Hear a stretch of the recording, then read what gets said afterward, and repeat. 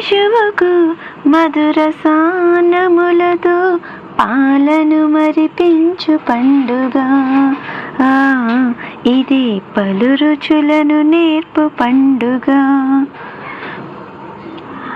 అమ్మ నాన్న కలలకు సాకారం ఈ శిశువు, కమ్మనైన రుచులకు రమ్మని స్వాగతము తెలుపు. ముద్దులొలుకు మాటలకు మొట్టమొదటి శ్రీకారం. ముద్దులొలుకు మాటలకు మొట్టమొదటి శ్రీకారం. పరబ్రహ్మ స్వరూపం ఈ అన్నప్రాసనం, ఈ అన్నప్రాసనం. ఆనందం ఆరోగ్యం ఐశ్వర్యకారకం.